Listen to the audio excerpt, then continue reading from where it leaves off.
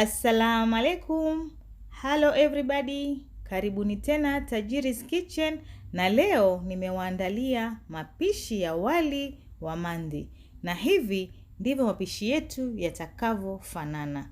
Kama we ni mgeni katika chaneli yangu hii, usisahau kusubscribe, kulike, kucomment na pia kushare kwa wapendao. Na baada ya kusubscribe, bonyeza hiyo kengele ili usipitwe na video zangu zinazokuja kila wiki. Pia usisahau kunifollow katika social media zangu, Facebook na Instagram, kote natumia Tajiri's Kitchen. Karibuni sana Tajiri's Kitchen kwa mapishi zaidi. Karibuni jikoni. Mahitaji yetu, mimi hapa natumia nyama ya mbuzi ambayo nimetumia sehemu ya mguu na paja. Utaosha nyama yako vizuri, kisha utaikausha maji. Mimi hapa natumia paper towel kukausha nyama yangu. Baada ya hapo utachukua kisu na kuanza kuweka lines nyama yako kama hivi, tunaita mitai Kiswahili. Na hii inasaidia nyama ili iweze kuingia spices vizuri sana mpaka ndani. Okay? Sasa naanza kuweka kitunguu thomu pamoja na tangawizi mbichi kijiko kimoja cha mezani, pilipili manga kijiko kimoja cha chai, manjano kijiko kimoja cha chai, pilipili ya kuponda kijiko kimoja cha chai na si lazima kama hutaki, na chumvi kiasi chako. Okay? Baada ya hapo tunakamulia limau vijiko viwili vya mezani. Usikamulie limau nyingi maana tutaki ule wali uwe ngwadu, lakini tunataka hii nyama ishike hii limau kidogo. Baada ya hapo sasa unapaka vizuri, uhakikishe nyama imekolea viungo ndani hadi nje vizuri kabisa.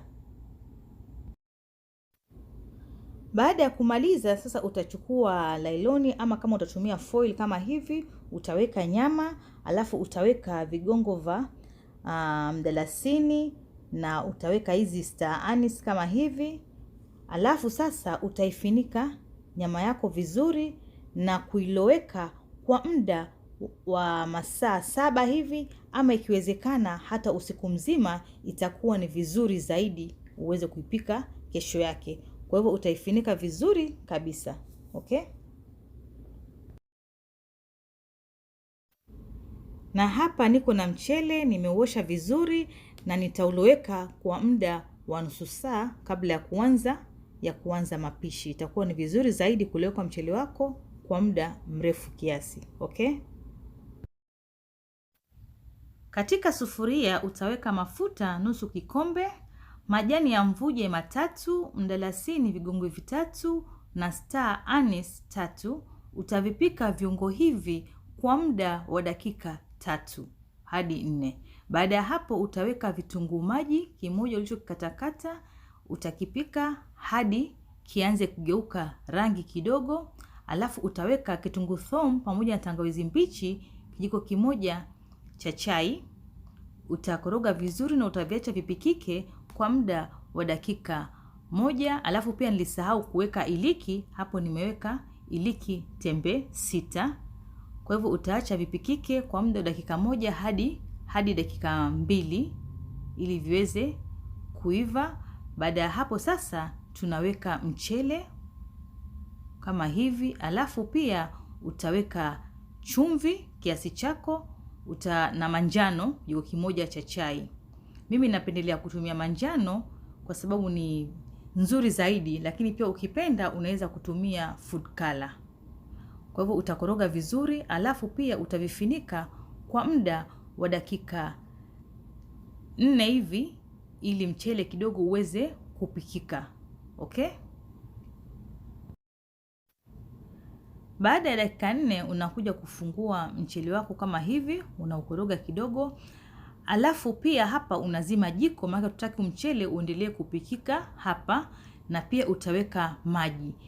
Maji utaweka kulingana na mchele wako ili size unaopika. Mimi hapa nilitumia mchele vikombe 4 na pia nimeweka maji vikombe 4 kama unavyoona, sikuweka maji mingi. Umefinika mchele kidogo tu kama hivi kwa sababu mchele utapikika kwa muda mrefu zaidi. Okay?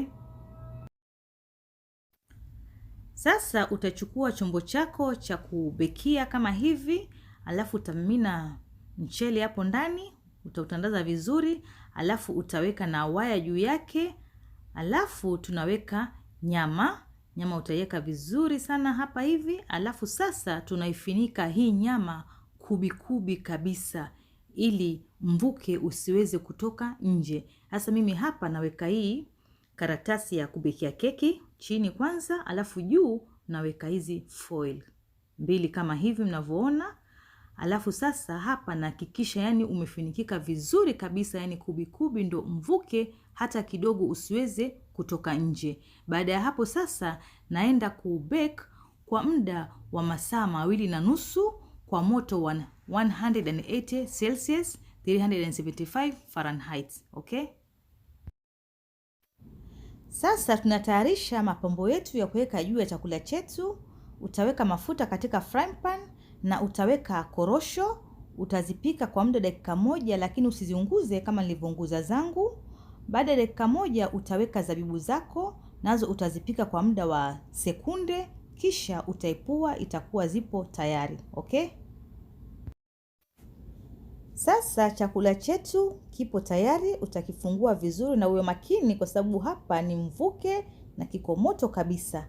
Alafu utachukua kaa la moto, utaweka katika bakuli kama hivi, uhakikishe ni bakuli ya ambayo haitavunjika. Alafu utaweka mafuta ya kupikia na utafinika tena kubi kwa muda wa dakika 3 hivi ili ufukize hichi chakula kipate kunukia vizuri, kiwe na harufu ya kupendeza na ladha nzuri kabisa utapata kutokana na kufukiza kama hivi. Na baada ya dakika 3 nitatoa ili kaa na nianze kupakua chakula chetu. Yani harufu hapo inatoka, harufu nzuri kabisa, yani utamu ulioko hapa. Utakuja nipa majibu baadaye.